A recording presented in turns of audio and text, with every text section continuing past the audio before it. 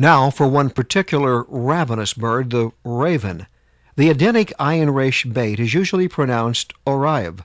It means raven. The bird is black as erev, evening. You can see and hear how it's a fine source for raven, but it's even better. The soft Germanic ayin matches the Anglo-Saxon raven word harafen. The harsh, guttural Mediterranean ayin is behind raven words like the Latin corvus and the French corbeau. The absurd dictionary source for crow is a form of cry with a mysterious W at the end. What bird doesn't have a cry? What kind of bird brains wrote and read these Semitically challenged reference books?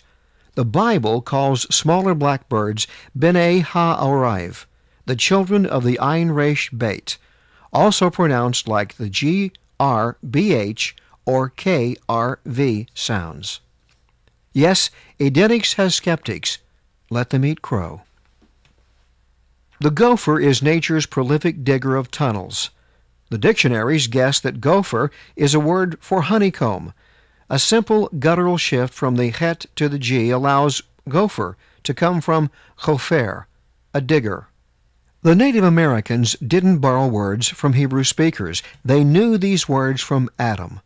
The Algonquin word tsa-kanka gave us the skunk. Tsakan means to stink in Edenic. With a metathesis, you can hear the word stink, as well as scandal, which is a big stink. The name horse has no known meaning. At one time, at the dawn of time, the word horse must have been as clear as a descriptive name like grasshopper. A hearse used to be an elaborate plow pulled by an animal. To plow in Edenic is choresh. This is why the horse name was only used by the British, since only they plowed with a horse instead of a bull. Horse in German is Pferd, from the Edenic mule of Fered. Nature's natural plower is the shor, an ox. It plows with shin resh words like shura and yashar, a straight line. The universal language. If one learns the compact vocabulary of Biblical Hebrew, one will have an easy time mastering several derivatives of each word. For example, learn that Dalet Resh Kaf, derech, means a road, way or path, a direction. And you can quickly learn some of the following.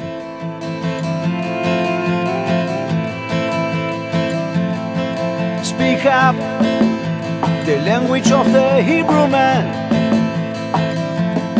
Loud and clear, the language of the Hebrew man.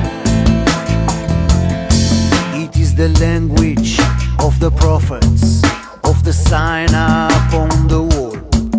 It is old. Karate is a Japanese word that everyone knows.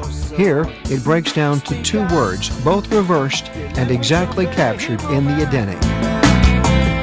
The topic of this slide and presentation itself is more than just etymology, the history of a word.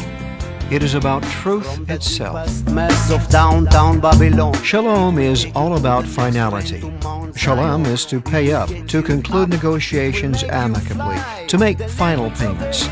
Thus the peace of solemnity and the base clearing finality of a grand salam. So long?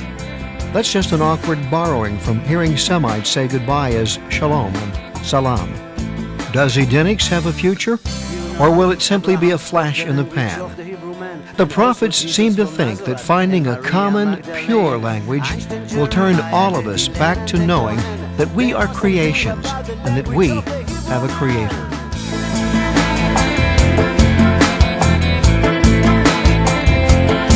And when the Lord said, "Let there be light," it wasn't the language of the Hebrew man. And when Moses said, "Let my people go," it wasn't the language of the Hebrew man. Speak the language of the Hebrew man. Speak the language of the Hebrew man. Speak out. Speak the language of the Hebrew man. Speak the language of the Hebrew man.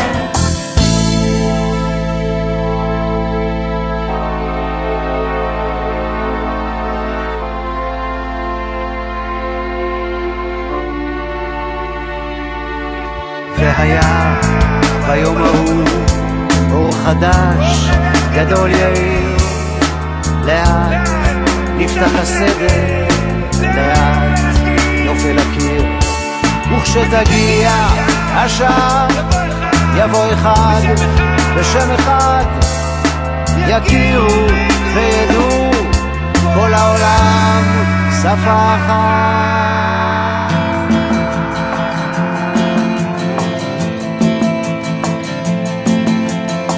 Speak the language of the Hebrew man. Speak the language of the Hebrew man. Speak the